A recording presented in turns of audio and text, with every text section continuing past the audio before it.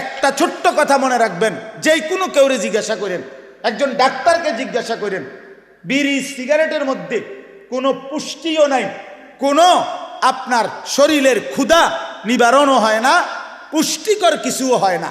তো যেই খাবারের মধ্যে কোনো পুষ্টিও নাই, কোনো ক্ষুধাও নিবারণ হয় না, আল্লাহর কসম, আল্লাহর কসম, এটা জাহান্নামী খাবার।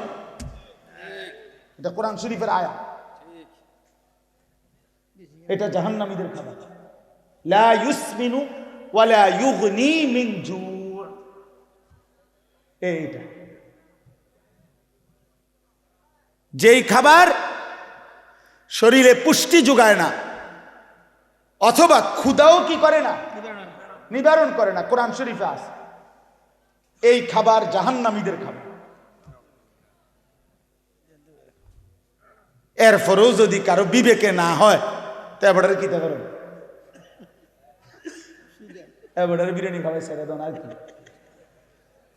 এবারে বিড়ি এবারে ধরাইবে। হ্যাঁ, আরে কত মান আমরা বুঝি না, কইবা আরে হুজুর রাখো না, মানে এতে কত মোড়া তাজা হুজুর দেখছি বেটা, দেড় বুড়িয়া হুজুর আইছে এনে আমার মতো ডাকাতের সরাইব। আমি লড়তাম না বেটা, যে রুম আছি এই রুমেই থাও, বেশ তো দিলে দোক, না দিলে না দিলে, এসব বললে উড়াইয়া দিয়েন না। আখেরাত আসলেই কঠিন, আখেরাত আসলেই কি কঠিন। আল্লাহ আমাদেরকে বুঝ দান করেন। আল্লাহ বলছে, হে নবী শুনেন, জাহান্নামের আগুন লাকড়ি হবে মানুষ এবং পাথর, মানুষ ফেলবে আগুন আরো উত্তাপ হবে, পাথর ফেলবে আগুন আরো উতরাইবে। তো এই আয়াত যখন নাজিল হইছে, একজন সাহাবী ছিলেন বিখ্যাত, হযরত সালমান ফারসি রাদিয়াল্লাহু তাআলা আনহু, আপনারাও নাম শুনছেন। এই সাহাবী এই কথা শুনে একটা চিৎকার দিয়া কাঁদতে কাঁদতে বাড়ির থেকে দূরে একটা পাহাড়ের উঁচু জায়গা এক কোণায় 3 দিন একটানা শুধু নামাজ আদায় করছে, আর বাকিটা টাইম চোখের পানি ফেলে শুধু কাঁদছে, আর এই এক বাক্য বারবার বলছে, হায় জাহান্নামের আগুনের লাকড়ি হবে মানুষ, আমি যদি হই সেটা আমার কি হবে। 3 দিন পরে নবী সাল্লাল্লাহু আলাইহি সাল্লাম সাহাবীদেরকে জিজ্ঞেস করছে, সাহাবীরা আমার সালমান কোথায়, তাকে তো দেখছি না। সাহাবীরা খুঁজতে খুঁজতে তালাশ করে ওই পাহাড়ের উঁচু জায়গার থেকে ওনারে ধরে আনছে, আইনা নবীজির সামনে আইনা বলছি, ইয়া রাসূলুল্লাহ, সালমান তো সেখানে বসে কাঁদতেই আছে আর বলতেছে, হায় জাহান্নামের আগুনের লাকড়ি হবে মানুষ, আমি যদি হই আমার কি হবে। এ কথা বলে শুধু কাঁদতেছে। আল্লাহ নবী সাল্লাল্লাহু আলাইহি সাল্লাম বললেন, সালমান কি হলো? বলছি, ইয়া রাসূলুল্লাহ, এই আয়াতের ভয় আমার তো চোখের পানি বন্ধ হইতে দিচ্ছে না, আমার তো ভয় হচ্ছে, আমি তো থামতে পারতেছি না, আমি যদি জাহান্নামের লাকড়ি হই আমার কি হবে। আল্লাহর কসম, তখন নবী সাল্লাল্লাহু আলাইহি সাল্লাম বলছে, সালমান আমি রাসূল সাক্ষ্য দিলাম জান্নাত তোমার অপেক্ষা করছে, জান্নাত তোমার অপেক্ষা করছে, তুমি থামো। তো তিনি কান্না থামাইছে। আপনি আমি মস্কারি মনে করেন, আপনি মস্কারি আর কি মনে করেন, বিড়ি খাইতে খাইতে কথা কয়, বিড়ি খাইতে খাইতে কথা, মানে কথা যে বলে মনে হয় যেন কোনো পাত্তাই নাই, পরোয়াই নাই, বুঝেন নাই কথা। কি মনে করছেন আখেরা, পরকাল, হাসরের ময়দান? আল্লাহ আমাদেরকে বুঝ দান করেন। চলেন তাইলে আল্লাহর হক, আমি এক রাতে তো সব বলা যাবে না, কিন্তু এটা বুঝাইতে চাইছি, নামাজ, রুকু, সেজদা, নিয়ত, সানা, সূরা ফাতিহা, অন্য সূরা মিলানো, তাশাহুদ, দুরুদ শরীফ, দোয়ায়ে মাসুরা, দোয়ায়ে কুনুত, সব কিছু 100 সঠিক হইতে হবে, শুদ্ধ হইতে হবে, শতভাগ, কোন রকম হইলে হবে না। ইসলামে কোনো রকম কিছু নাই, একেবারে একটা বস্তু কোন রকম বলতে ইসলামে কি, সেটা কি, কোন রকম কোনো কিছু নাই, কোন রকম হলে হবে না, কাফাতান, পূর্ণ হইতে হবে, পূর্ণ হইতে হবে, পূর্ণ হইতে হবে। এই জন্য একটা জিনিস জরুরি, যদি মনে থাকে মনে রাখবেন, যেই কোনো নেক আমল আল্লাহর কাছে কবুল হওয়ার জন্য দুই জিনিস বাধ্যতামূলক, জরুরি, লাজেম। এক, ওই আমলটি বিশুদ্ধ হওয়া, নবী সাল্লাল্লাহু আলাইহি সাল্লামের হুবহু তরিকা মতো হওয়া, এটাই বিশুদ্ধতার মাপকাঠি। আর দুই নাম্বার, আল্লাহর জন্য হওয়া। প্রথম হলো নবী সাল্লাল্লাহু আলাইহি সাল্লামের শতভাগ তরিকা মতো হওয়া, দুই নাম্বার আল্লাহর জন্য হওয়া। তাহলে সেটা আসমানে পৌঁছবে, আল্লাহর কাছে কবুল হবে। এই জন্য নামাজ তো পড়লেন আল্লাহর জন্যই, কিন্তু পড়লেন তো ভুল, অশুদ্ধ, তো হবে না, লাভ হবে না। পড়লেন তো শুদ্ধ, কিন্তু মানুষের দেখানোর লাগিয়া, আল্লাহর জন্য না, তাইলেও হবে না। দুইটা একসাথে হইতে হবে, বিশুদ্ধ হওয়া, আল্লাহর জন্য হওয়া। কোন কি কইছি কোন? আল্লাহর জন্য বিশুদ্ধ হওয়া, আল্লাহর জন্য। বিশুদ্ধ হবে কিভাবে? রাসূলুল্লাহ সাল্লাল্লাহু আলাইহি সাল্লামের হুবহু তরিকা মতো, তরিকা মতো। এই জন্য আপনাদের কাছে অনুরোধ, এই আয়া সূরা থেকে আমি বললাম তাতফিফ, এটা গুরুত্বপূর্ণ বিষয়। হয় ইমাম মালিক রাহমাতুল্লাহ আলাইহি বলছেন, লিকুল্লি শাইইন ওয়াফাউন ওয়া তাতফিফুন, প্রত্যেক বিষয়ের একটা আছে পূর্ণ আর একটা আছে ঘাটতি, কমতি। ইসলামের মধ্যে কোনো আমল যেন ঘাটতি না হয়, পূর্ণ হইতে হবে, পূর্ণ হইতে হবে। আল্লাহ আমাদেরকে তৌফিক দান করেন। দ্বিতীয় কথা হইল, বান্দার হক, এটার মধ্যেও কমতি না করা, ঘাটতি না করা। এখানে আমি শুধু একটা উদাহরণ বলি, সেটা হলো আপনজনের হক। আপনজনের হক বঞ্চিত না করা, ঘাটতি না করা, তাইলে ওই লোক জালেম, ওই লোকের জন্য জাহান্নাম। যারা আপন বোনের সম্পদ দেন নাই, আপনার জন্য জাহান্নাম। যারা আপন ফুফুর সম্পদ দেন নাই, আপনার জন্য জাহান্নাম। যারা আপন ভাইয়ের সম্পদ দেয় নাই, তাদের জন্য জাহান্নাম। যারা আপন স্ত্রীর মোহর আদায় করেন নাই, তাদের জন্য জাহান্নাম। অপেক্ষা করছে বান্দার হক। এগুলো কার হক? বান্দা। আরো আছে, একটাই বললাম, বান্দার হক কমতি করা যাবে না, কমতি করা যাবে। আপন বোন বাবার মৃত্যুর পরে ঠিক যা পায় তা পুরো দিতে হবে, শরীয়ত যেভাবে বলছে। এনে ৯০০ করার, বাটপারি সিটারি করার কোনো সুযোগ নেই। আপন স্ত্রীর মোহর আদায় না করার কোনো সুযোগ নেই। আপন ভাইয়ের, বোনের, ফুফুর ইত্যাদি সম্পদ ৯০০ করার কোনো অধিকার নেই। ওই লোক জালেম, ওই লোক একেবারে নিকৃষ্ট, একদম নিকৃষ্ট, একদম পচা মানুষ, একেবারে শ্রেষ্ঠ জালেম, যে আপন জনের হক নষ্ট করে। আপন জনের হক নষ্ট। আপন বোন সম্পত্তি চাইছে, বাবার পৈতৃক ওয়ারিস সম্পত্তি, নিবাগা বইন বাগিনা, আর আইতা না, আর আইতা না, আর খাইতা না আমগো ভাই, একবারে বুঝ করে নিগেবা নাকি? সারা জীবন বড় করলাম, ভাই হিসাবে আদর করলাম, বিয়ে শাদি দিলাম, অনার বাইছেন না, জালেম। এই ডাকাত কি কইল? বেটা তো বোনের ব্যাপার বল, তো বেটা ডাকাত, তুমি এটা কি বললা? এটা সে বুঝাইতে চাইল যে এই গ্রামের যেই কোনো মানুষ আমার বাড়িতে ভাত খাইতে হইলে খাইতে পারবে এমনি, কিন্তু আপন বোন আর বাগিনা তারা যদি আমার বাড়ির দুগা ভাত খাইতে হয়, জমি দিয়া খাইতে হইবে। কথা বোঝেন নাই?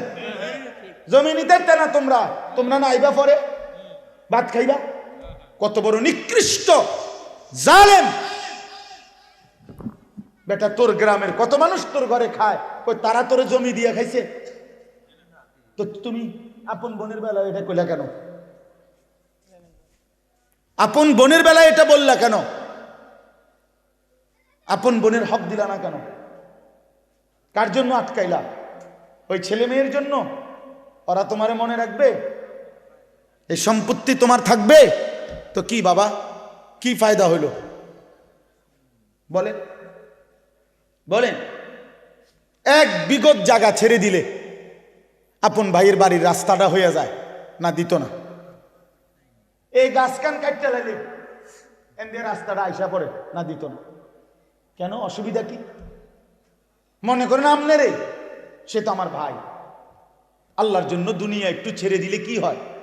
দুনিয়া এমনি ছাড়তে হবে না? কথা বলেন না কেন? আপনিও থাকবেন না, দুনিয়াও থাকবে না। এটা সত্য কিনা বলেন? একদিন আমিও থাকবো না, একদিন এই পৃথিবীও থাকবে না। কাল্লা ইদা দুক্কাতিল আরদু দাক্কান দাক্কা, আল্লাহ বলে সাবধান বান্দা, মনে রেখো আমি কিন্তু এই জমিন পাথরের মতো চূর্ণ বিচূর্ণ করে ফেলব, পাউডার বানায় ফেলব। তো কেন তুমি এই কামরা কামড়িটা করলা? কেন হক দিলা না? কেন আপনার ক্ষমতা দেখাইলেন? দলিলের মায়ের ফেস আপনি বুঝেন, অথবা টেয়া দিয়া পয়সা দিয়া হদ্দার মাতব্বরের কইয়া বাটপারি করে আপনি নিয়ে নিলেন আর 2 শতক। তো কি বেশি কি নিলেন? 2 শতকের জন্য অনন্তকালের আখেরাত বরবাদ করে দিলেন। 5 শতক জমির লেগা 10 দুনিয়া বরাবর জান্নাত ত্যাগ করে দিলেন। আস্তাগফিরুল্লাহ! কি করলেন? কি করলেন? এই জন্য বাবা, কোনোভাবেই আপনজনের হক, এটা বান্দার হক। বান্দা এক বাপ মারা যাওয়ার পরে বাপের কিনা যদি 1 কেজি লবণ নুন থাকে ঘরে, আল্লাহর কসম ভাই বোন সবার উপরে শরীয়ত সম্মতভাবে এই নুন বন্টন করে দেওয়া ফরজ। এটাই শরীয়ত। নুন নুন জি জি লবণ। আপনি তো হুদা মনে করছেন জমি, বাড়ির ভিটা, এই যে বসত ভিটা যেটা, এটা 100 বোনের হক, ভাই বোন সবার হক। যেই জালেমরা আপন বোনকে বসত ভিটার থেকে বঞ্চিত করছে, ওরা জালেম, ওদের জন্য জাহান্নাম অপেক্ষা করছে। এটা নিজেরা কোত্থেকে এই গাঁজাখুরি কথা কোত্থেকে বানাইছে জিজ্ঞাসা করো। বলেন নি, এখন প্রতিবাদ করেন। আমি আর কোনোদিন আসতাম না আপনার এলাকা। কি হইছে? কথা বলেন না। আর কোনোদিন নাইলে আসলাম না। আর আপনি বাঁচবেন কয়দিন, আমি আর বাঁচবো কয়দিন? বলেন বাবা, আপনি বাঁচবেন কয়দিন, আমি বাঁচবো কয়দিন? কে বানায় নিল এই কথা যে আপন বসত বিটায় বোনেরা পায় না? এত বড় মিথ্যা কথা, গাঁজাখুরি কথা আসমানের নিচে জমিনের উপরে পৃথিবীর কোনো কিতাবে নাই। এই সমাজের বানানো কথা এটা। আমি আমার বোনের সম্পত্তি যখন দিছি এই বসতের কসম আল্লাহ, আমার বোন অবাক। 3 বোন, 3 বোন। বোনেরা আমার বড় বোন কি করে কস ভাই? এ কথাতে জীবনে প্রথম শুনলাম। আমি বলি 100 বোন। বাবার এই পৈতৃক যে ভিটা, এখান থেকে আপনারা আপনাদের অংশ নিয়ে যান। আপনি যদি বিশ্বাস না হয়, কারো দরকার আমার বোনের নাম্বার দিই, কালকে ফোন দিয়ে। হ্যাঁ চলেন। খামখেয়ালি মনে করছেন দুনিয়া? আপনিও মরে যাবেন, আমিও মরে যাব। দুনিয়াও থাকবে না, আমিও থাকবো না। তো হিসাব দিতে হবে, দিতে হবে না? কথা বলেন না কেন? তো কি মনে করছেন আখেরাত? 1.25 লক্ষ আম্বিয়া যে আখেরাতের হাসরের ময়দানের ভয়ে কানছে মিয়া, সেই মাঠের নাম হাসরের মাঠ। 1.25 লক্ষ নবী, আদম থেকে রসুল সাল্লাল্লাহু আলাইহি সাল্লাম পর্যন্ত হাসরের মাঠের ভয়ে কানছে। রব্বি লা তুখজিনি ইয়াওমা ইউবাসুন ইয়াওমা লা ইয়ানফাউ ওয়ালা মালুন ওয়ালা বানুন। এই যে ইব্রাহিম নবী বলছে, আল্লাহ হাসরের ওই কঠিন ময়দানে আমি ইব্রাহিম রে বেইজ্জতি করেন না। দোয়া করছি। আপনার কাছে হয়তো মনে হইব এখন, হুজুর ইডি কইয়া ওনার ফেঁস লাগাইলো সমাজটার মধ্যে। হ্যাঁ হ্যাঁ, আমি এক জায়গায় বিয়ের সুন্নত তরিকা বলছি, আর হুজুর অনিডি নতুন করে কইয়া ফেঁস লাগাই না। রাসূলুল্লাহ সাল্লাল্লাহু আলাইহি ওয়াসাল্লামের সুন্নাত বিবাহ কিভাবে হবে এটা আমি বলাতে বললো যে এটা ফ্যাঁস লাগাই না, কথা কইেন না, যে এমনি চলছে এমনি চলতে দেন। যে বেটা বলছে বেটার এখানে টাই পরা, স্যুট পরা, পরে আমি বললাম আঙ্কেল অবশ্যই আমি ফ্যাঁস লাগানো ঠিক হবে না, এই জন্য আমি দয়া করে বিয়েটা পড়াইলাম না, আমনে মেহরবানি করে বিয়েটা পড়ান। বাবুরে আমি দুগা ভাত খেতে মাইছি, ভাত আল্লাহর রহমতে খাইছি, খানা শেষ হয়ে গেছে, আমি যাই। এইবার হুজুর আমরা কি আর ইডি ফারি?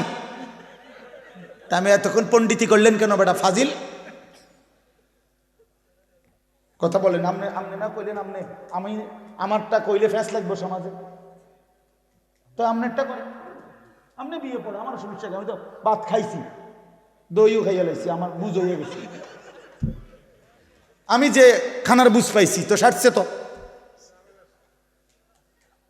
হ্যাঁ, এই জন্য বাবা আমি হয়তো একটু শক্ত বলে ফেললাম আর কি, কিন্তু মনে কষ্ট নিয়েন না, আপনি বরঞ্চ ভাবতে শিখেন, বিষয়টাকে পজিটিভ দেখেন, ইতিবাচক দেখেন যে আহা আসলে তাহলে আমার কি করা উচিত, ঠিক কিনা বলেন না কেন? 5 শতক জমি কমে গেলে জিফুত মরতো না, কিন্তু আখেরাত বাইচা যাবে। 10 শতক জমি কম পাইলে সন্তান মরবে না। আমরা 5 ভাইয়ের জন্য আমার বাবা কোনো ঘর করে দিয়ে যায় নাই। 2008 সালে আমার আব্বা ইন্তেকাল করছে, 2009 সালে না 2015 সালে, 2015 সালে, আর এখন 2024, 9 বছর। এই 9 বছর আগে আমার আব্বা ইন্তেকাল করছে, যখন আমরা 5 ভাইয়ের কারো কোনো ঘর ছিল না। কিন্তু এই 9 বছরের ব্যবধানে বাবার ইন্তেকালের পরে আমরা 5 ভাইয়েরই আলাদা আলাদা জমি কিনা বিল্ডিং আছে, আলহামদুলিল্লাহ। তাহলে বাফ করে দিয়ে যায় নাই বলে সন্তান করতে পারবে না, এটা কোনো কথা না। বরং 5 জনের আমার সব ভাই কোনো ওয়াজ করে না, সব ভাইয়ের আলহামদুলিল্লাহ আল্লাহ ঘর করবার তৌফিক দিছে আলাদা আলাদা। আমি আপনাদেরকে বুঝাইতে চাই, আপনি কেন হারামের মাধ্যমে সুদ দিয়া, ঘুষ দিয়া, বাটপারি, সিটারি কইরা, মিথ্যা বইলা, দলিলের মধ্যে 2 নম্বরই কইরা, আমনে এতরে দিয়া হেতরে দিয়া ওইতরে দিয়া ওইতরে দিয়ে এতগুলো বাটফারি কইরা, আহা বান্দা, আয় আল্লাহর বান্দা, কার জন্য রাইখা গেল? নিজের আখিরাত বরবাদ করে দিলা। কার জন্য রাইখা গেলে এই 10 শতক জমি? এত সিটারি করলা, এতটি দলিলের মধ্যে এতগুলো ফ্যাঁস লাগাইয়া এই কদ্দুর জমি উদ্ধার করলা, বিনিময়ে আজ কার জন্য রেখে যাচ্ছ? তোমার না বলে? কবরে যাওয়ার দিন নাফরমান নিচ্ছ না কেন জমি? এই নাফরমান, এই না বলে তোর 10 শতক জমি নেছ না কেন? বলে নাও না কেন? এটা না তোমার? এই তাল গাছিটার লাগে না 30 বার মেল করলা, এটা নেও না কা? এখন এত কষ্ট করে তাল গাছ উদ্ধার করলা, এটা এখন থুয়ে যাও কা? ইয়াকুলু ইবনু আদামা মালি ওয়া মালি, আল্লাহ নবী সাল্লাল্লাহু আলাইহি সাল্লাম বলেন, আহা বনি আদম সারাদিন বলে আমার মাল, আমার মাল, আমার মাল, আমার মাল। ওয়া হাল্লাকা ইবনা আদামা মিন মালিক, হাই বনি আদম তোমার মাল কোথায়? নবীজি বলতেছে ওয়া হাল্লাকা আইন, তোমার মাল কোথায়? বা তোমার মাল কেবল 3টা। রাসূলুল্লাহ সাল্লাল্লাহু আলাইহি সাল্লাম বলছে তোমার কেবল 3টি, মা আকালতা ফা আফনাইতা, যা তুমি সরাসরি খাইছো, তুমি খাইছিলা, এটা তোমার। আও লাবিস্তা ফা আবলাইতা, যেটা সরাসরি গায়ে দিছো, তুমি গায়ে দিছো, এটা তোমার। আও তাসাদদাকতা ফা আমদাইতা, যেটা আল্লাহর রাস্তায় দান করছো, সদকা করছো, মসজিদে, মাদ্রাসায়, মাহফিলে, গরিবকে, অসহায়কে, বঞ্চিতকে, দুস্থকে, আল্লাহর শুধু শুধু ভুল করলা বান্দা। এতগুলো মিথ্যা বলা দরকার ছিল না, এতগুলো বাটফারি করার দরকার ছিল না, এত সিটারি করার দরকার ছিল না। এই কদ্দুর জমির লেগে, এ কয়টা টাকার জন্য, এ কদ্দুর ঘরের ফার্নিচারের জন্য এত মিশা কথা কইতে হয় না। 50 বছর সুদ খাইয়া, 30 বছর বাটফারি ব্যবসা কইরা, 50 বছর পর্যন্ত হালাল হারাম রোজগার কইরা কি কামাই করছে? 1 সেট সোফা বানাইছে, 6টা টেবিল আর 6টা চেয়ার, একটা ডাইনিং টেবিল, 4খান খাট, 2টা আলমারি, একটা ফ্রিজ, আর 2 ডজন কাচের প্লেট, 1 ডজন চার কাপ, 6টা নুনের বাড়ি, 4টা বাথরুমের মধ্যে 4টা বদনা লোডা লোডা, আর কিতা ফাঙ্গাস, তেলাফিয়া, দুন্দুল, করলা, ধন্যতা, কাঁচামরিচ, খিরা, টমাটো, ঠিক না, পাতাকপি, ফুলকপি, আর কি আর কি সবই মালের দাম হইতো না 50 লাখ? কথা বলেন না কেন? আপনার ঘরের যে সামান এই সবটির দাম 50 লাখ হবে? তো এই 50 লাখ টাকার জন্য এতগুলো মিথ্যা বললেন? এই 50 লক্ষ টাকার জন্য এত টাকা সুদ খাইলেন?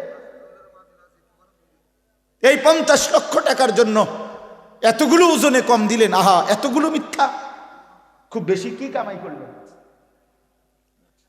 এই বাপ, একটা লোক বলেন, বুঝতে শিখেন, খামখেয়ালি মনে করেন না। আপনি ভাবেন না আপনি কি করছেন কামাইটা? একটা ছেলে নামাজ পড়ে না, একটা মেয়ে পর্দা করে না, জিফুত নাতি নাতনি কেউ আল্লাহর কোরআন কদুর সাইয়াও পড়তে পারে না, এতগুলো নাফরমান ঘরে ঘুমায় 6 জন 7 জন, একটাও ফজরের নামাজ খুদার 365 দিনের 1 বছরে কোনোদিন ফজরের নামাজ পড়ে না। এই জানোয়ার পাইলা কি ফায়দা হইল? কথা বলেন না কেন? কি ফায়দা? কি বলেন? আপনারা বলতেছেন জিরো। যে খাট বানাইলেন 70,000 টাকা দিয়া, ওই খাটে যে ছেলেটা ঘুমায় ওই সারা রাত মোবাইলে উলঙ্গ ছবি দেখে। তো এই জানোয়ারের জন্য বানাইছেন খাট? এ তো জানোয়ার, এ তো মানুষের বাচ্চা না। 365 দিনে খোদার একটা বছরে যে কোনোদিন ফজরের নামাজ পড়লো না, এটা মানুষের বাচ্চা হয় কেমনে? এটা মুসলমানের বাচ্চা কেমনে? কথা বলেন। একজন প্রতিবাদ করেন মিয়া, তারা ওই মানুষের বাচ্চা কেমনে? ওই হাইওয়ানরে জিজ্ঞেস করেন, তোর কোনো আল্লাহ নাই, তোর কোনো রসুল নাই, তোর জন্য কেউ কাঁদে নাই? 23 বছর তোর জন্য তোর রসুল কাঁদছে। তায়েফের পাথরের আঘাতে পিঠটা চালনির মতো ছিদ্র বানায় ফেলছে, ক্ষুধার কষ্টে পেটে পাথর বাঁধছে 2টা। উহুদের দান দান শহীদ করা রক্তে উহুদের মাঠে নবী পড়েছিল ঘন্টার পর ঘন্টা। 3 মাস ঘরের চুলায় আগুন জ্বলে নাই। নবী বলবে, উম্মত এত কাঁদলাম, সারা রাত চোখের পানি ফেলে এশার পর থেকে ফজরের আজান পর্যন্ত নবী সাল্লাল্লাহু আলাইহি সাল্লাম উম্মতের জন্য কাঁদছেন,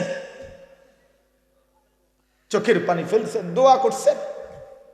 বিনিময় উম্মত এই জিন্দেগি, এই আমল নামা, কোনদিন ফজরের নামাজ নাই, 30 বছর মিথ্যা, 40 বছর হারাম, 60 বছর বয়সও বিড়ি সিগারেট, 60 বছর বয়সও চায়ের দোকানে আড্ডা, টেলিভিশন আর নাচ গান, 40 বছর ঘরে প্রতিদিন রঙিন টেলিভিশন চললো, স্ত্রী বেপর্দা, মেয়েটাও বেপর্দা।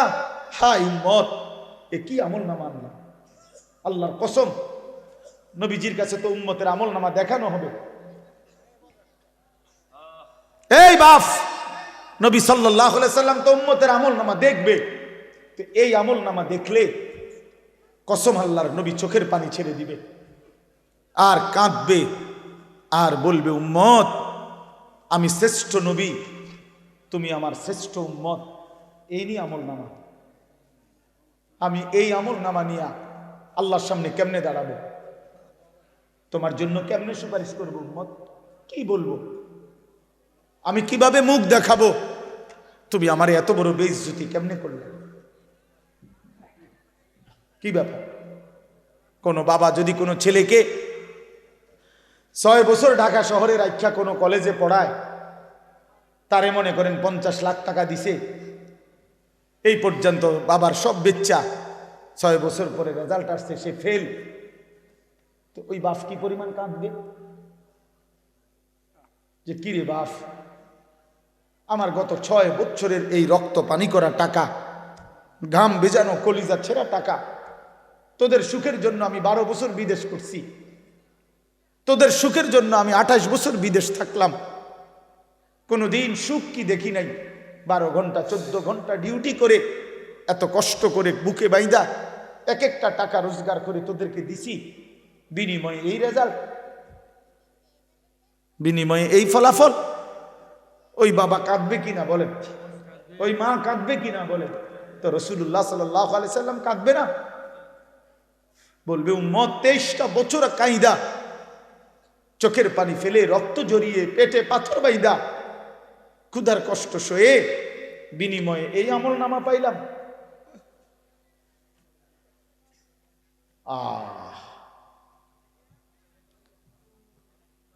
আপনি কি বলবেন? আপনি ভাবেন, আমি কি বলবো? আমি ভাবি। চলেন কথা শেষ, সবাই মিলেই ভাবেন, এটুকু ভাবেন, কি দাঁড়াবেন, কি বলবেন? নবী সাল্লাল্লাহু আলাইহি সাল্লাম বলবেন এটা, উম্মত আর কত কাঁদলে তোমার দিল নরম হইতো, আমি আর কত রক্ত ঝরাইলে তোমার মন নরম হইতো, তুমি আমারে বলো উম্মত। আপনি কি জবাব দিবেন বলিয়েন? এত বড় বয়সকালে কেমনে বিড়ি খান? এই দুর্গন্ধওয়ালা মুখ নিয়ে নবী সাল্লাল্লাহু আলাইহি সাল্লামের সামনে কেমনে দাঁড়াইবেন? প্রিয় নবী সাল্লাল্লাহু আলাইহি ওয়াসাল্লাম 1 সেকেন্ডের জন্য কোনোদিন দুর্গন্ধ পছন্দ করতেন না, বলেন না? নবী সাল্লাল্লাহু আলাইহি সাল্লাম যে রাস্তা দিয়ে হাঁটতেন, পরবর্তী কেউ আসলে বুঝতো এখান দিয়েই নবী গেছে, কারণ মেশকের ঘ্রাণ ভাসতে থাকতো, তার ঘাম মোবারক সাহাবীরা অপেক্ষা করত, ঘাম ঝরলে শিশিতে ভরবে, সেটাই পরবর্তীতে মেশক আম্বর হিসাবে ব্যবহার করবে। এই আপনারা শুনেন নাই কিনা? আজকে প্রথম কথা বলেন, এই তো অনেক পুরানো ওয়াজ, ঠিক কিনা বলেন? এই কথাগুলোর অর্থ কি? আল্লাহ নবী সাল্লাল্লাহু আলাইহি সাল্লাম বলছে, 3টি জিনিস পৃথিবীতে আমার সবচেয়ে প্রিয়। 1 নাম্বার আতর, সুগন্ধি। 2 নাম্বার আমার বিবি, আমার স্ত্রীরা আমার প্রিয়। 3 নাম্বার নামাজ। তার 1 নম্বরে নবীর প্রিয় বস্তু ছিল দুনিয়াতে আতর, সুগন্ধি। তিনি দুর্গন্ধ পছন্দ করতেন না। বাবা, আপনি এই দুর্গন্ধওয়ালা বিড়ি মুখ লইয়া, প্রতিটা বিড়ি তো দুর্গন্ধ, প্রতিটা সিগারেটে তো দুর্গন্ধ, আপনি এটা নিয়া রাসূলুল্লাহ সাল্লাল্লাহু আলাইহি সাল্লামের সামনে কেমনে দাঁড়াইবেন বলে? নবী সাল্লাল্লাহু আলাইহি সাল্লাম তো কাঁচা পেঁয়াজ রসুনের দুর্গন্ধ সহ্য করতে পারতেন না, নিষেধ করছে। কাঁচা পেঁয়াজ রসুন খাইয়া আমাদের সামনে মসজিদে মানুষের মজমাতে আইসো না, বলেন নাই নবী? তো তাহলে এই বিড়ি সিগারেটের গন্ধ কি হবে? একদিন জীবনে জুমার নামাজের দিন মসজিদে নববীতে আল্লাহ নবী সাল্লাল্লাহু আলাইহি সাল্লাম কোন সাহাবীর ঘামের গন্ধ নাকে লাগছে, কোন একজনের। আল্লাহ নবী সাল্লাল্লাহু আলাইহি সাল্লাম বলছেন, গোসলুল জুমআতে ওয়াজিবুন আলা কুল্লি মুহতালিম। হাদিস, জুমার নামাজের দিন গোসল করা প্রত্যেক প্রাপ্তবয়স্ক ব্যক্তির উপরে বাধ্যতামূলক। একদিনেরও ঘামের গন্ধ নবী পছন্দ করে না। যিনি এত পবিত্র, এত পরিষ্কার, এত সুগন্ধিময় ছিলেন, তার সামনে কেমনে দাঁড়াইবেন? ও বাবা, বলেন না কেন? আপনার বিবেককে বলে দেন, উড়াইয়া দিয়েন না কথা। কিছু সালাক আছে গিয়া পরে কইব কথাটি বালাই কইছে, আমরা লাগেই তো কয়, বুঝি তো পারি না, মানলে তো ভালো হইতো আসলে, কিন্তু আলাস পাট ফারি আলাপ আলাপ করে, ওটা মস্কারি করে। বুঝি তো আমরা তো কইছে, কথা তো বালাই কইছে, মানলে তো বালাই হইতো, ফারিদ না, ফারিদ না, ভাতের থালা খাইতে রে, ভাত বাহ খানা, ভাত কতটি খাইয়া আবার সাদওয়ানে গিয়া আবার পেঁয়াজু খায়, আলুর চপ খায়, আবার বন খায়, আবার চা খায়, আবার বিড়ি খায়। একটা ছোট্ট কথা মনে রাখবেন, যেই কোনো কেউরে জিজ্ঞাসা করেন, একজন ডাক্তারকে জিজ্ঞাসা করেন, বিড়ি সিগারেটের মধ্যে কোনো পুষ্টিও নাই, কোনো আপনার শরীরের ক্ষুধা নিবারণও হয় না, পুষ্টিকর কিছুও হয় না। তো যেই খাবারের মধ্যে কোনো পুষ্টিও নাই, কোনো ক্ষুধাও নিবারণ হয় না, আল্লাহর কসম, আল্লাহর কসম, এটা জাহান্নামী খাবার। এটা কোরআন শরীফের আয়াত, এটা জাহান্নামীদের খাবার। লা ইউসমিনু ওয়ালা ইউগনি মিন জু। এইটা যেই খাবার শরীরে পুষ্টি যোগায় না অথবা ক্ষুধাও কি করে না, নিবারণ করে না, কোরআন শরীফে আছে, এই খাবার জাহান্নামীদের খাবার।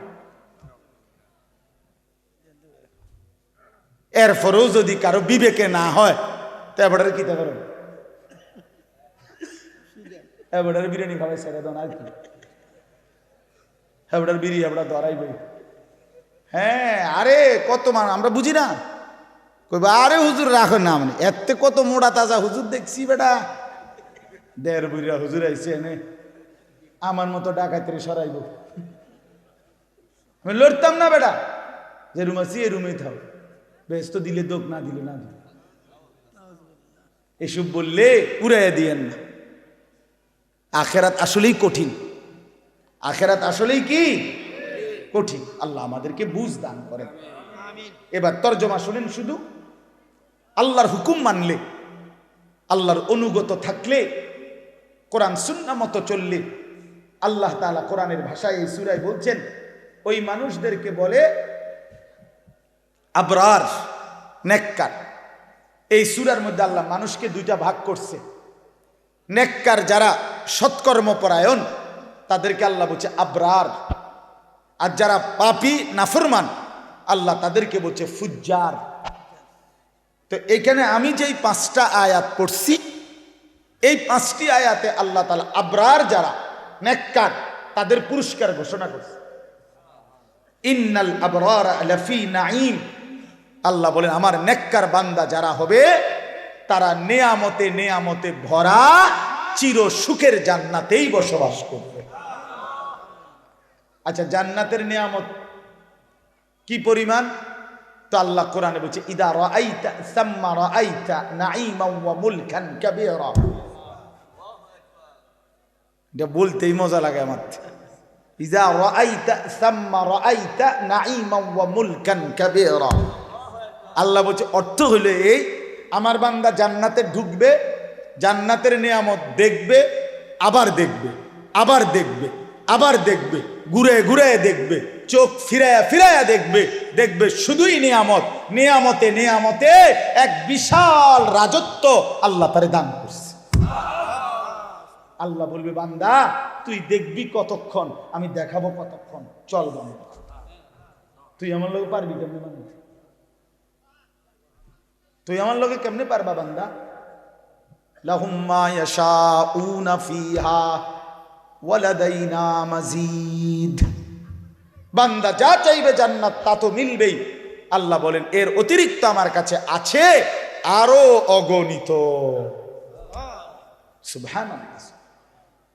ইন্নাল আবরারা লাফি নাঈম, নিয়ামতে নিয়ামতে ভরা জান্নাতেই থাকবে।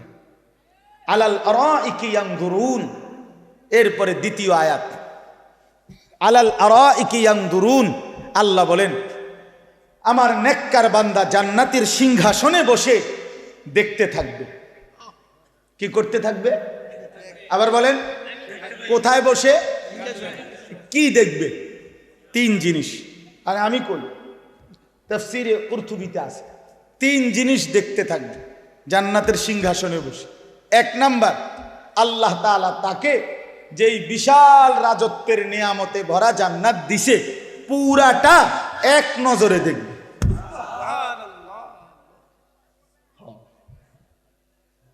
এক নজরে দেখবে। এখন কেমনে দেখবে তাহলে এক নজরে? নিশ্চয়ই জান্নাত হলো 10 হাত বাই 10 হাত মতো, নাহলে দেখবো কেমনে? জান্নাত যদি পুরা বাঙ্গরা ইউনিয়ন হয় আমরা কেমনে দেখবো? তা জান্নাত তো নিশ্চয়ই কি কুড়াখালের সমান? কিতা 2টা রুম আর একটা বারিন্দা। সবচেয়ে ছোট জান্নাত 10 দুনিয়া বরাবর, সবচেয়ে ছোট, সবচেয়ে ছোটটা এই 10 দুনিয়া বরাবর জান্নাত। সে এক নজরে জান্নাতের সিংহাসনে বসে দেখতে থাকবে। যদি বলেন এটা কিভাবে সম্ভব, তা আমি বলি দোয়া করেন, আল্লাহ আমারও জান্নাত যেন দেয়, আমনেরও যেন দেয়, দুজনে মিললে আমরা একসাথে দেখা আমনে আমারে বুঝাই কইবেন, আমি আমনে বুঝাই কইব। আল্লাহ কবুল করেন, নিয়ত করেন, আমিন বলেন। ওমা আল্লাহর কাছে জান্নাত চাইবেন না? জান্নাত তো আমগুলো লেগে বানাইছে আল্লাহ, ইমানদারের জন্য বানাইছে না? নাইলে আমি কেমনে কইতাম এটা কিরকম হইব, কেমনে দেখবো? আমি কি মিষ্টিটা দেখছি? এই জন্যই বললাম একসাথে যদি আল্লাহ আমগরে জান্নাতি বানায়, তা আমিও দেখুম, আমনও দেখবেন, আমি আমনের বুঝাই কম, আমনে আমারে বুঝাই কইবেন। আলাল আরাইকি ইয়ানজুরুন, এইলো 1। 2 নাম্বার, জান্নাতি ব্যক্তি জাহান্নামের দৃশ্য, আযাবের দৃশ্য জান্নাতের সিংহাসনে বসেই সচক্ষে দেখতে পাবে, আর চিৎকার দিয়া বলবে, হায় মাওলা, আপনার কত বড় দয়া, আপনি আমারে কি জঘন্য ভয়ানক জাহান্নাম থেকে বাঁচায় দিয়েছেন। এই কয়টা হলো? 3 নাম্বার। 3 নাম্বারটা কই? আল্লাহু আকবার। 3 নাম্বার হইল, আমি একটু জিরান তারপরে কই। আল্লাহ, 3 নাম্বারটা হইল জান্নাতি বান্দা জান্নাতের সিংহাসনে বসে মহান আল্লাহ পাক রব্বুল আলামিনকে দেখতে থাকবে। প্রথমবার যখন দেখবে 70,000 বছর এক টানা মালিকের দিকে তাকাইয়েই থাকবে। এটা কি মজাদার বিষয়। এর লাগে একটু জিরা, মানে একটু মজা করে বল। ইলা রাব্বিহা নাযিরাহ, সরাসরি রব্বুল আলামিনকে বান্দা দেখবে। আলাল আরাইকি ইয়ানজুরুন ইলা রাব্বিহি আযজা ওয়া জাল, জান্নাতি বান্দা সিংহাসনে বসে মহান আল্লাহ পাককে সচক্ষে দেখবে। 70,000 বছরের জন্য জান্নাতের সব নিয়ামত ভুলে যাবে, জান্নাতের হুরেরা টানাটানি শুরু করবে। হে আল্লাহর বান্দা জান্নাতি, আমাদেরকে তো ভুলেই গেলেন, আমাদের দিকে তো ফিরেই চাচ্ছেন না। জান্নাতি বলবে, হুরেরা, মহান আল্লাহ পাকের দিদারের সামনে পুরা জান্নাত আমার কাছে কোনো কিছুই মনে হয় না। আলাল আরাইকি ইয়ানজুরুন, এই হলো 2 নাম্বার। 3 নাম্বার, তাহলে 3টা। নিজের জান্নাত পুরাটা দেখবে, জাহান্নামীদের আযাবের দৃশ্য দেখবে, আর মহান আল্লাহ পাককে দেখবে। ঠিক আছে না মৌলানা? মনে রাখবে। এই যে মৌলানাও, আমি যখন সোনাকান্দা মাদ্রাসায় নতুন আসি, তখন এই শেষ, মানে হেগো পড়া শেষ বছর, আমিও মাত্র আসছি। তো কিছুদিন, হয়তো অল্প কিছুদিন আমার ক্লাসও ছিল। বাকি অনেক সুন্দর বয়ান করে, আল্লাহ ভালো করেন, তৌফিক দান। তাইলে আলাল আরাইকি ইয়ানজুরুন তারিফু ফি বুজুহিহিম নাদরাতান নাঈম। আল্লাহ নবীকে বড়, নবীজিকে আল্লাহ বলতেছে, বন্ধু শুনেন, জান্নাতি বান্দাকে আপনি যখনই দেখবেন 24 ঘন্টা তার চেহারার মধ্যে হাসি, আনন্দ, প্রফুল্লতা, চির সজীবতা বিরাজ করছে। 1 সেকেন্ড কোনো ক্লান্তি, বিরক্তি, পেরেশানি, অস্থিরতা বলতে কিচ্ছু নেই। তারিফু ফি বুজুহিহিম নাদরাতান নাঈম। হ্যাঁ, আচ্ছা, এই যে বাহিরে যারা এতক্ষণ দূরে দূরে, এরা এই বেশরমরা কেমনে আইয়া বইব এখন? না না, এগো, আচ্ছা এগো তো একটা চোখ শরম তো আছে মানুষের না? এখন যখন বসবে, এখন মুনাজাতের টাইমে এগো লজ্জা লাগবে না? শরম কম হইলে যা হয় আর কি। লজ্জা কম থাকলে যা হয়। আস্তাগফিরুল্লাহ। ইউসকাউনা মির রাহিকিম মাখতুম, এই শেষ। এবার আরে দুই রায়, এবার শুনেন, আল্লাহ বলেন জান্নাতি বান্দাকে পান করানো হবে শরাব, জান্নাতি সুস্বাদু পানীয়, মাখতুম মোহরাঙ্কিত, সিল মারা। এই কথাটা আমি এমনি বুঝাই আগে, তাহলে বুঝবেন ভালো। মনে করেন এই যে এটা একটা বোতল পানি, এখন এটা একদম ইনটেক বোতল, বাকি পানি যেহেতু আমার ফুরাটা লাগবে না, তো আমরা তিনজনে মিল্লা খাইলাম, আমি, হানিফ ভাই, সেলিম ভাই, একদ্দু করে আমরা শেষ করলাম। তাহলে এক বোতল দিয়ে কয়জনে খাইলাম? আল্লাহ তাআলা বলতেছে আমার বান্দা জান্নাতের মধ্যে পানীয় যেটা পান করবে শরাব, সেটা প্রতিটাই থাকবে ইনটেক, মোহরাঙ্কিত, সিল মারা। একটা তিনজনে খাইবে না, একটা দুইজনে খাবে না, প্রতি বোতল নতুন নতুন।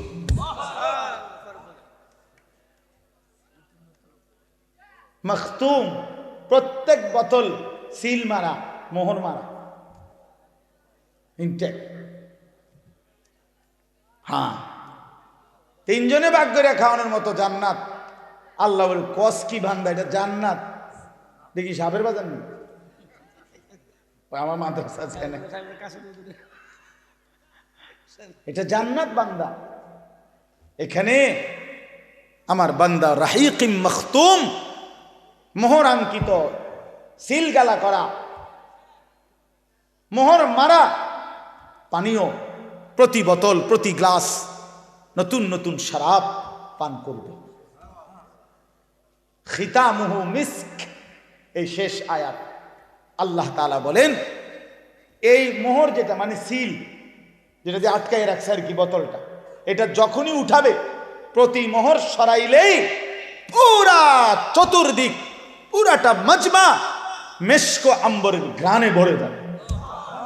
খিতামুহু মিস্ক, খিতাম মানে এই মোহর, মানে মুখাটা, সিল যেটা মারছে আর আটকায় রাখছে, যেটা এটা খুললেই কি বের হবে? মিশকের ঘ্রাণ। ওয়াফি যালিকা ফালিয়াতানাফাসিল মুতানাফিসুন।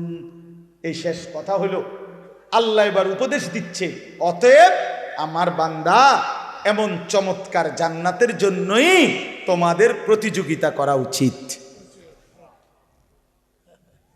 বুঝছেননি বাংলা কথাটা? এমন সুন্দর জান্নাতের জন্যই, এমন চমৎকার মজাদার জান্নাতের জন্যই তোমাদের কি করা উচিত?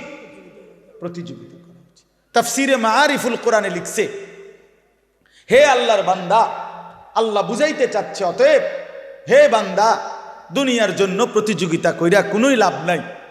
এটা সূক্ষ্ম কথা শোনেন, আমার কাছে খুব ভালো লাগছে এই কথাটা, যে লিখছে দুনিয়ার জন্য প্রতিযোগিতা কইরা সর্বোচ্চ চেষ্টা করে যে প্রথম হবে, ফার্স্ট হবে, সেও মরে যাবে, যে লাস্ট হবে সেও মরে যাবে। জিতলেও কবরে, হারলেও কবরে, তো লাভ হইল কি? বুঝেন নাই কথাটা? এটা দারুণ কথা না? মানে দুনিয়া আমি একবারে ঠিক আছে, আমি এক নম্বর ধনী হইছেন তো, তাহলে মরবেন নি আগে, এটা কথা। তো লাভ হইল কি? আর এক নম্বর হইয়া কি লাভ হইল? এমন যদি হইতো যে আমি ফার্স্ট হয়েছি, আমার মরণ নাই, বাকি যারা লাস্ট হয়েছে তারা মরে যাবে, এরা যেহেতু পাস করছে না। তাহলে দুনিয়ার মধ্যে কোনো প্রতিযোগিতা করে লাভ নাই, দুনিয়া নিয়ে কারাকারি করে লাভ নাই। জিতলেও মরে যাবা, হারলেও কি ফার্স্ট হইলেও কবরে, লাস্ট হইলেও কি কবরে। অতএব যেটা আমার থেকে চলেই যাবে, যেটাকে আমি ছাড়তেই হবে, তার জন্য প্রতিযোগিতা না করে ওয়াফি যালিকা ফালিয়াতানাফাসিল মুতানাফিসুন, আল্লাহ বলে জান্নাতের জন্য প্রতিযোগিতা করা উচিত। লিমিসলি হাদা ফালিয়ামালিল আমিলুন, এই জান্নাতের জন্য তোমাদের নেক আমল করা উচিত। ফালিয়ারগাবির রাগিবুন, আগ্রহ উদ্দীপনা তোমাদের থাকা উচিত। আল্লাহ আমাকে তৌফিক দান করেন, আমাদের সকলকে তৌফিক দান করেন। আল্লাহ তাআলা এই মাহফিল, এই মাদ্রাসা, এই হেফজখানা কবুল করেন। আমার প্রিয় ভাই বন্ধু হাফেজ মাওলানা কারি আবু হানিফ, আমরা বন্ধু, ছেলেবেলায় একসাথে পড়ছি, ব্রাহ্মণবাড়িয়া দারুল আরকাম মাদ্রাসায়। সেই থেকে উনিও আমারে খুব মহব্বত করে, আমিও মহব্বত করি। এই 17ই ডিসেম্বর শেষ বয়ানটা উনি নিছে, নিয়ে এবারে আসমানে দিছে না চাঁদের দেশে দিছে মাহফিলটা। আমি কখন জিগাই ওই যে আমার বন্ধু যে, এই জন্য আমি জিজ্ঞাসাও করি না। এমনি তো আমি সব মাহফিল জিজ্ঞাসা করি, কিন্তু এইটা কিছুই বলি না। ঠিক আছে ভাই, হানিফ ভাইয়ের মাহফিল এটা, সে যেখানেই মনে হয় দিব, একখানে মনে আছে। তো পরে শুনি এই 2 দিন আগে মনে হয় আমারে, হ্যাঁ হ্যাঁ ওই আমাদের কুড়াখাল মাহফিলের দিন বলতেছে, হুজুর এখানে আপনার আরেকটা বয়ান আছে। আমি কি জানি, আমি তো কোথায় না কোথায় বয়ান কয় যে 17ই ডিসেম্বর হানিফ ভাইয়ের যে বয়ান এইটা। ঠিক আছে, আলহামদুলিল্লাহ, কোনো অসুবিধা নাই, আল্লাহর কথা বললেই না। ঠিক কিনা বলেন? কবি ইধার কবি উধার, কখনো একদিকে কখনো সেদিকে, কখনো নিচে কখনো উপরে, কখনো দুয়ারে দুয়ারে।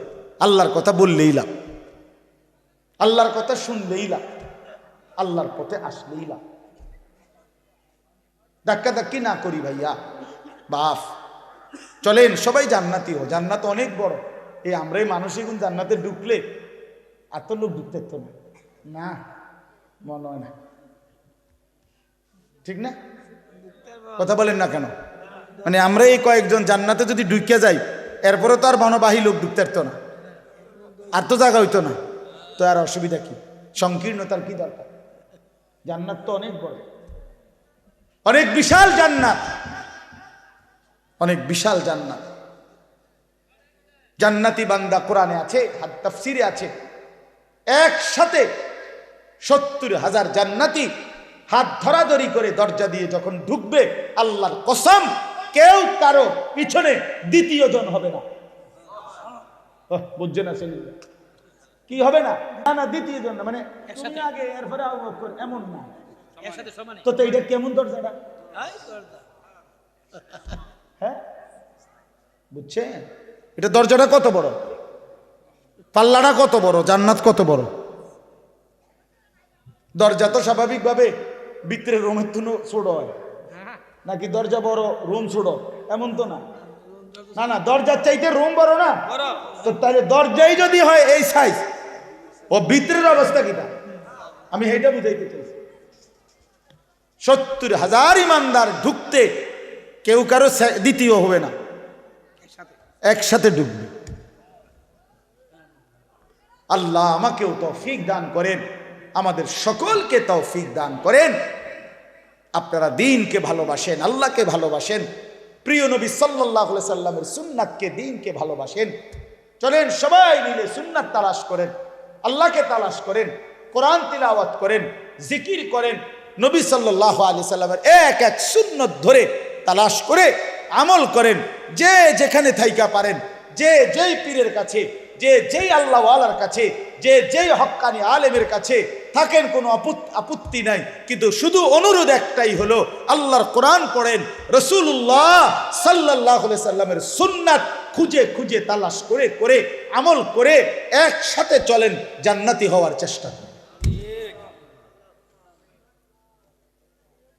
রাসূলুল্লাহ সাল্লাল্লাহু আলাইহি সাল্লামের সুন্নাতের অনুসরণ করেন, আল্লাহর কোরআন তিলাওয়াত করেন, হালাল রোজগার করেন, হারাম থেকে বাঁচেন, বউ বাচ্চা পরিবারকে দ্বীন শিখান, নামাজ পড়ান, ছোট বাচ্চাকে বঞ্চিত করেন না, ছেলেকে মেয়েকে আল্লাহর কোরআন থেকে বঞ্চিত করেন না। এই পৃথিবী গোটাটাও যদি আপনি সন্তানকে দেন আর আল্লাহর কোরআন থেকে বঞ্চিত করলেন, আল্লাহর কসম আপনি তারে কিছুই দেন নাই। আর কোরআন দিয়েছেন তাকে, তার কলিজায়, গোটা পৃথিবীও যদি সে না পায়, সে কিছুই হারায় নাই, সে সব পাইছে। জুতু মেরা তো সব মেরা, যখন আল্লাহ আমার সবই। অতএব আজকের এই সুন্দর মাহফিল মজমা আল্লাহ তাআলা কবুল করে নেন। আপনাদের কাছে আমার বিনীত অনুরোধ, এক্ষুনি আমি দোয়া করব, দোয়ার আগে মেহেরবানি করে মাদ্রাসার জন্য প্রত্যেকে আপনাদের সাধ্যমতো এই 2-4 মিনিট মাদ্রাসার জন্য একটু সহযোগিতা করেন, ভালো হবে। অংশগ্রহণ করিলে বরকত হবে, ঠকবেন না। আমি বললাম ঠকবেন না। যদি কেউ পরে দিবেন বলেন তো লিখে রাখো, আর নগদ দিলে দেন, এক্ষুনি দেন, আমার হাতে দিলে দেন, নাই তো কোনো একজন ভাই উঠেন, উঠা আপনি তুলে নেন। কিন্তু সবাই মিলে মাদ্রাসাকে তালেবে এলেম, এতিমখানা বাচ্চাদের জন্য দিন শিখবে, দিন শিখতেছে, আপনারা মেহেরবানি করে দান করেন। আল্লাহ আপনাদেরকে তৌফিক দান করেন, আল্লাহ আপনাদেরকে কবুল করে নেন। জি ইনশাআল্লাহ। কি নাম চাচা? হাজি মোহাম্মদ আবুল বাশার। চাচা যান আমার হাতে প্রথম দিল 500 টাকা। আবু হানিফ চাচা যান 500 টাকা। কি হয়েছে? কি নাম? আচ্ছা, ফিলারের দাম। বদিউল আলম ভাই আজকের প্রধান মেহমান, একটা পিলারের দাম দেবে। মাশাআল্লাহ। কি নাম? শফিকুল ইসলাম চাচা 500 টাকা। জাকির সরকার কত? 500 টাকা। জাকির ভাইয়ের স্ত্রী খুব অসুস্থ, দোয়া চেয়েছেন, আল্লাহ তাআলা শিফায়ে কামিল আজলা দেন। আপনার নাম কি? মোবারক আমিন ভাই, ওনার ছেলে আমার মাদ্রাসায় পড়ে, 500 টাকা। হাজি আবুল হোসেন খান মাদ্রাসার, মাশাআল্লাহ, মাহফিলের আর মাদ্রাসার সভাপতি হাজি আবুল হোসেন খান ফ্যামিলির সবাইকে নিয়ে উমরায় যাবে 23 তারিখ। 2টা পিলারের দাম দিবে, সবার কাছে দোয়া চাইছে, আল্লাহ কবুল করে নেন। দাও টাকা দাও। আব্দুর রহমান, আল্লাহ আল্লাহ কবুল করে, আল্লাহ ভালো করে।